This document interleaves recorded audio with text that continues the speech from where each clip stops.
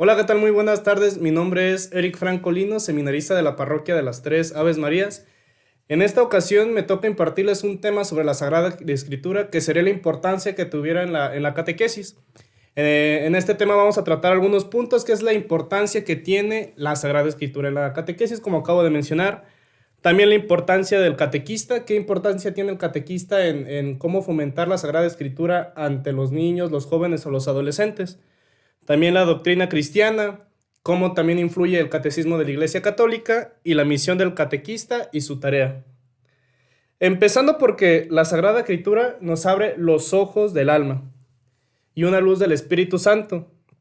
Necesitamos un auxilio que nos permita conocer y amar a Dios, un auxilio que nos ayude a conocerlo un poco más y a entenderlo más, porque de qué sirve que entendamos algo si es como si nos quieran enseñar algo, pero no lo comprendemos de una manera bien. Necesitamos comprender las maneras totalmente para poderlas enseñar.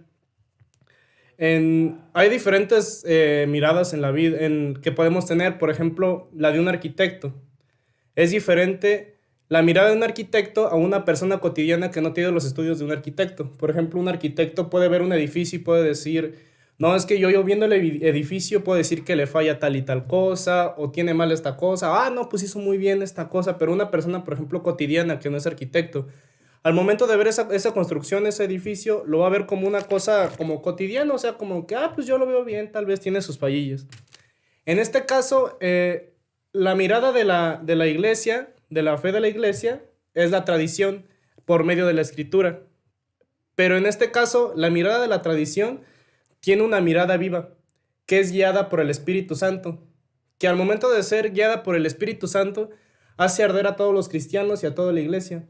También tiene una mirada certera que solo desde el seno de la iglesia la palabra de Dios se puede conocer bien. La Sagrada Escritura se nutre del catecismo de la Iglesia Católica y tiene la Sagrada Escritura diferentes fuentes, que son tres, que es los padres de la Iglesia, el magisterio de la Iglesia y la liturgia. Estas tres fuentes expresan lo que es la única tradición de la Iglesia, que es animada por el Espíritu Santo.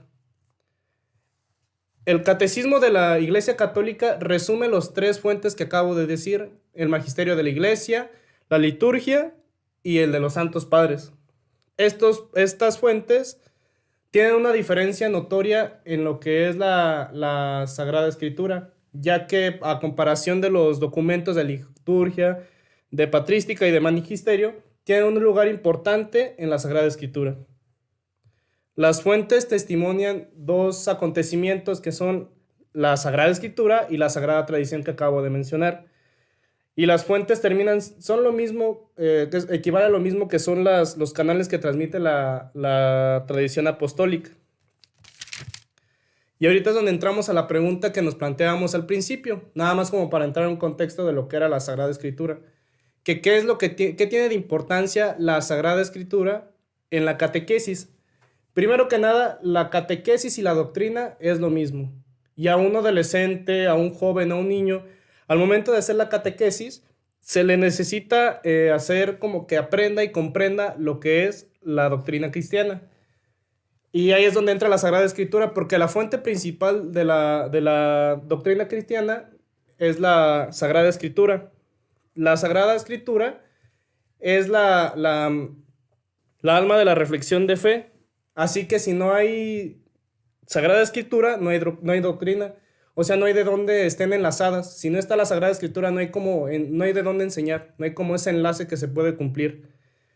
El catequista tiene dos armas principales o dos herramientas principales al momento de dar una catequesis. Que como acabo de mencionar, la primera es la Sagrada Escritura y la segunda es el Catecismo de la Iglesia Católica. El Catecismo de la Iglesia Católica nos hace una enseñanza más segura, como más concreta, y nos da a entender el derecho que tenemos como cristianos, como bautizados, ante la Iglesia y de lo que creemos. También el Catecismo de la Iglesia Católica y la Sagrada Escritura van enlazadas, porque si nos vamos al directorio general del Catecismo de la Iglesia Católica, nos manda directamente a una de sus fuentes principales, que es la Sagrada Escritura. Así que la Sagrada Escritura y el Catecismo de la Iglesia Católica son las dos herramientas principales del catequista. Cada una a su manera. Por ejemplo, pues vemos que en el catecismo se maneja por números, está de una manera como más comprensible y en la Sagrada Escritura de una manera más explícita, pero de una u otra manera se complementan entre las dos. La Sagrada Escritura es una fuente viva de todo lo que se va a enseñar. Así que los niños, los adolescentes y los jóvenes tienen que conocer la doctrina de donde emana, que es de la Sagrada Escritura, es decir, que de ahí tienen que conocer a Jesús de una manera más directa. El Papa Francisco dice que hay una urgencia de renovarse tanto con la familiaridad y el estudio de la Sagrada Escritura. Familiaridad porque al fin de cuentas las personas que van a escuchar al joven o al niño o al adolescente van a ser sus amigos, su familia, sus conocidos. Y en un estudio para conocer más la palabra de Dios y empezarla a conocer y a practicar. El Papa Francisco da como fundamento que la vida espiritual o el fundamento de la vida espiritual de un cristiano es la Sagrada Escritura. Por tanto, el estudio y cómo la vive y cómo la practica. Así que, por ejemplo, si uno es catequista, su misión principal es llevar un mensaje. Llevarles un mensaje a los jóvenes, a los niños, a los adolescentes. Pero no es un mensaje que él les tenga que dar, o sea, que sea un mensaje que él mismo quiera dar, que sea propio, sino que ese mensaje está en la Sagrada Escritura. Pero para dar a entender ese mensaje, en este caso que es la Sagrada Escritura, el catequista tiene como obligación leerla.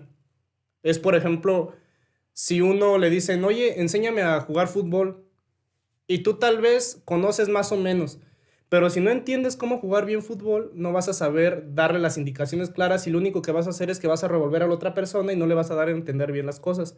Por eso tiene que el catequista como entrar mucho en la Sagrada Escritura para saber lo que va a enseñar a la otra persona y no estar como con la duda de que nomás hacerlo dudar a la otra persona y terminar peor. Porque hay una lectura que ahorita me van a hacer favor de escucharla, que es del Evangelio de San Lucas, y no sé si me puede hacer favor de leerla, por favor.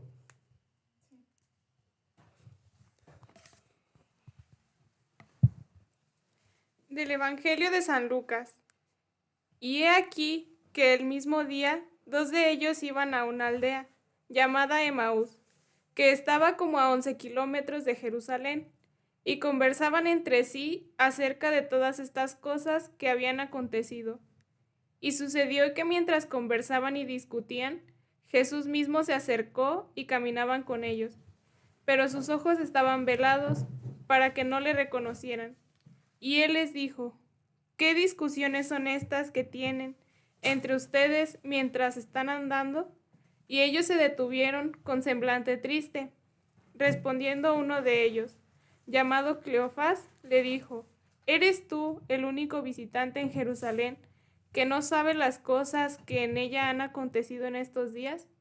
Entonces se les dijo: ¿Qué cosas? Y ellos le dijeron: las referentes a Jesús el Nazareno, que fue un profeta poderoso en obra y en palabra delante de Dios y de todo el pueblo.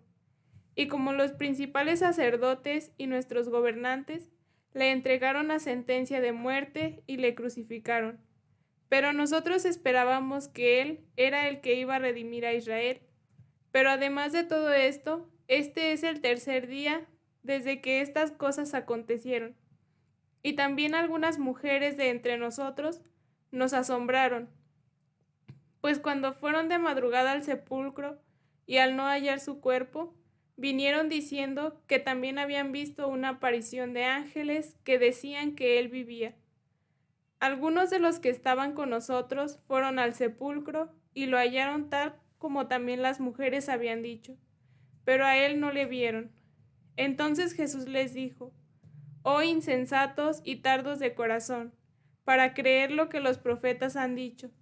¿No era necesario que Cristo padeciera todas estas cosas y entrara en su gloria? Y comenzando por Moisés y continuando con todos los profetas, les explicó lo referente a él en todas las escrituras. Se acercaron a la aldea donde iban, y él hizo como que iba más lejos. Y ellos le instaron diciendo: Quédate con nosotros, porque está atardeciendo. y el día ya ha declinado, y entró a quedarse con ellos. Y sucedió que al sentarse a la mesa con ellos, tomó pan y lo bendijo, y partiéndolo les dio. Entonces les fueron abiertos los ojos y le reconocieron. Pero él desapareció de la presencia de ellos, y se dijeron el uno al otro: ¿no ardía nuestro corazón dentro de nosotros mientras nos hablaba en el camino, cuando nos abría las Escrituras? Y levantándose a esa misma hora, regresaron a Jerusalén y hallaron reunidos a los 11 y a los que estaban con ellos, que decían: es verdad que el Señor ha resucitado y se ha aparecido a Simón. Y ellos contaban sus experiencias en el camino y como le habían reconocido en el partir del pan. Palabra de Dios. Acabamos de leer la de lectura de Emaús y les voy a dar como una idea para que nos demos a entender sobre la idea que tienen los catequistas. Los discípulos, cuando vieron a Jesús, pues tenían una idea de lo que él era, ¿no? O sea, de lo que había hecho, de lo que había pasado y todo ese rollo. Y tal vez ellos sabían todo, o sea, literal todo lo que él había hecho, pero no lo comprendían. Y a pesar de eso, eh, o sea, lo que ellos conocían, pues es lo que estamos viendo en el credo. Y sí, lo que ellos conocen es lo que todo, lo que rezamos en el credo. Y al principio ellos pues no le creían, porque por lo del sepulcro y pues porque los ángeles bajaron diciendo Jesús vive. Así que ellos tenían una duda, pues no estaban como seguros.